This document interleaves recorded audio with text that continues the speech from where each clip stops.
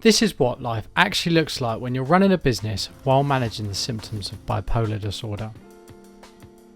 So every day I wake up pretty early. Today it was 6:20 and I'll do my morning routine, which is brushing my teeth and washing my face.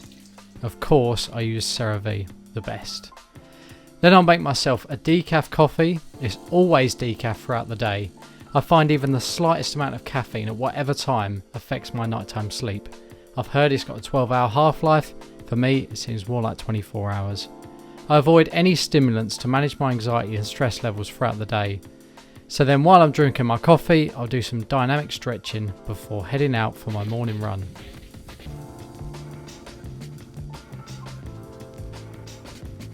So as you can see, I look really tired, but I wanted the video to be authentic. I didn't want to pick a good day when I've had a great night's sleep to do a video, because that's not me, that's not real. My sleep was broken last night. I usually head to bed around 10 o'clock, and at 12 o'clock I woke up and I was up for about an hour and a half. This is like normal for me. Sometimes I wake up early hours and I struggle to get back to sleep. I've sort of learned more recently just to let that anxiety go. Don't worry about getting the 8 hours. It's not actually as important that people make out it to be. So another thing that's helped, it's a bit more of a random one, but rather than laying in bed with a lot on my mind, like work-wise, is just to get up. I come in the lounge, put the lights on, which sounds strange. Usually I say no bright lights. And I actually have started washing my face. So just as I would to wind down for bed. So when I don't feel tired and I'm trying to get back to sleep in bed, I sometimes feel like not fresh or get hot and clammy in bed. So when I get out there, come in the lounge, cool down a bit, as I said, wash my face, and then even just go on my phone a bit until I feel more tired. And luckily I did last night, got back in, and I didn't get the longest sleep after that, probably got about 5 hours. So I was up at about 20 to 7. So I'm just going to get on with it. So usually if I feel tired, I'll have a nap mid-morning or early afternoon. So maybe have one today, see how I feel. Right, it's time to head out for a run. Today's workout is on the Garmin. It's a sprint session, so it'll be a warm-up and then 5 rounds of 15 seconds at 3:35. And usually there'll be, I don't know, a couple of minutes rest between them sets. 29 minutes of work. This is actually my last training session before a big race tomorrow, where I've got a 10k and we're going for a PB. Me and my mate that's doing it, we're going to try and do sub 40 minutes. So that seems ridiculous to me, but I've followed this plan. It's been all good so far. I'm on track to achieve it. The Garmin's saying that I should do it in 38:50 or something ridiculous. So we'll see. Yep, so that's tomorrow. I don't want to take this workout too hard.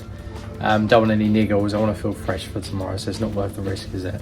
It was a lovely sunny day today, which always helps lift my mood when the weather's like this. So a bit of vitamin D always does wonders early on in the day. And then when I've done my run, I do my post-run stretching to speed up my recovery. So that's a bit of delayed gratification for when I'm older to help keep me injury free. One of my New Year's resolutions last year was to finish every run with at least 5 minutes of stretching.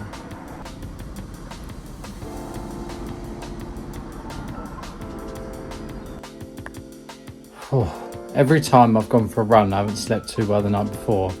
I get in after my stretches and I'm like, blooming hell, I'm shattered. But I'm gonna eat. You should eat some protein, some good carbs.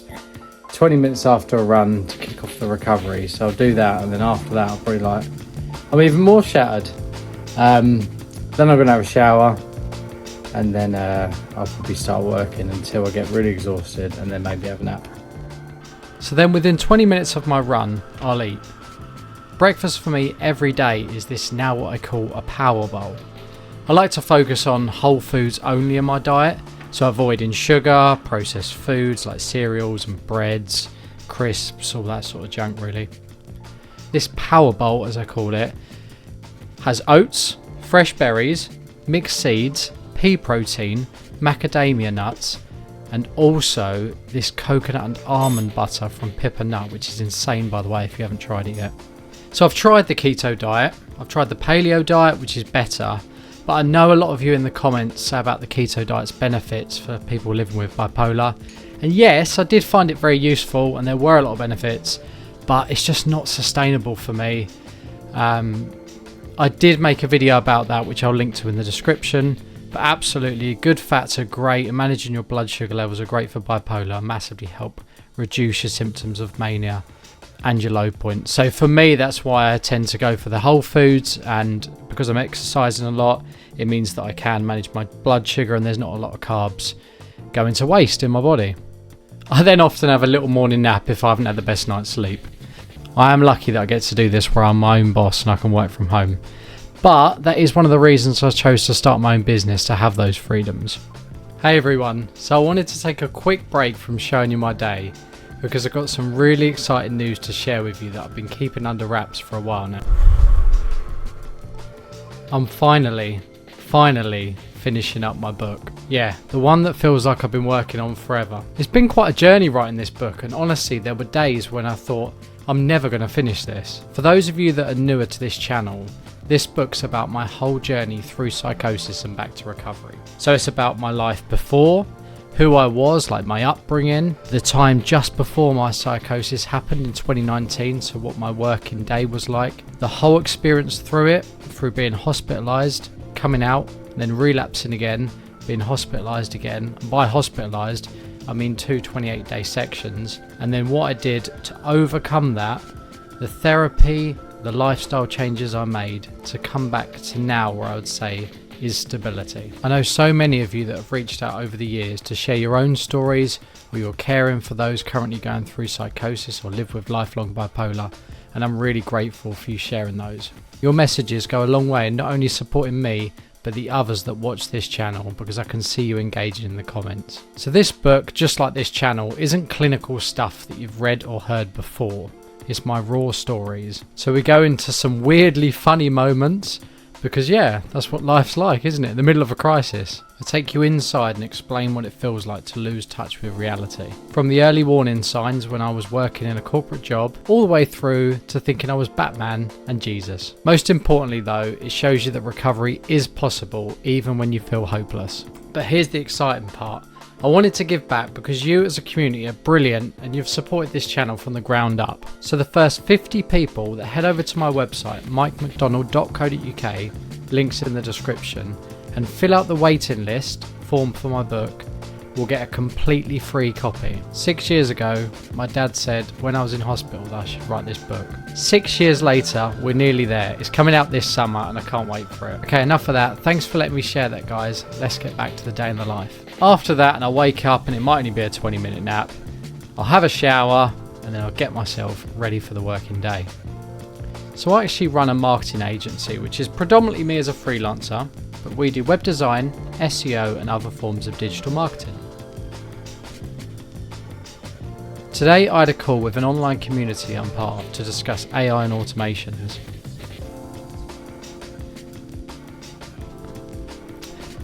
So they helped me debug this automation I'd set up using make.com. So what the automation does is I update a Google sheet, and when I run it, it updates all of my pricing pitch decks in Google Slides. In my business, I'm trying to implement as many automations as possible to increase my productivity and save me time doing those tedious tasks. I then moved on to doing some client work, where I'm helping them redesign their website using WordPress and Elementor, the page builder. So I was trying to speed up their homepage load speed by minimizing the code and removing unnecessary divs and containers throughout that page. If that means nothing to you, then great, I probably don't understand what you do for work either. I usually do a good few hours straight at work, so I've got an electronic standing desk, which is great. So I'll do 25 minutes standing, 5 minutes seating, and alternate, and it just really helps us keep my back and my neck nice and relaxed. So if you haven't got one and you work from home, I definitely recommend it. So yeah, do a few hours and then I'll take a short break. And as I work from home, it means that I need to remember to do the little chores, like putting the washing on and doing a little bit of washing up around the sink, or taking some washing off the dryer. And then I made myself some lunch, and I had 2 slices of Jason sourdough toasted with a can of mackerel on top. Again, making sure I get those good healthy omega-3 fats from the fatty fish. This is not everyone's cup of tea, but I really enjoy it and have it every day pretty much. I like to add a bit of rocket or salad on top or on the side, or sometimes I'll replace it completely and maybe have some scrambled eggs or an omelette or whatever. And then after that I had some Greek yogurt just to fill me up that little bit more all the way through till dinner. So then I work through the afternoon, and again I'm doing some more client work, this time on a website project to improve their SEO, which is the search engine optimization, and that basically is the things that you do on a website to help them rank up on Google.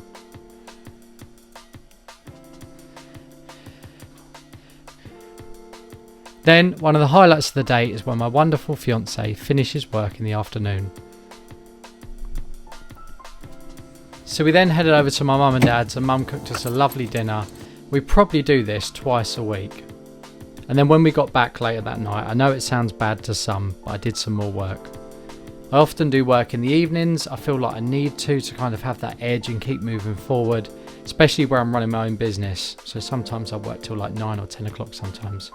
Unless Man United are playing, of course. And then I'll go through the same routine as I do in the morning. So I brush my teeth, wash my face, wind down and head to bed. I hope you enjoyed the video, and make sure to subscribe so you see more like this on your feed. Cheers.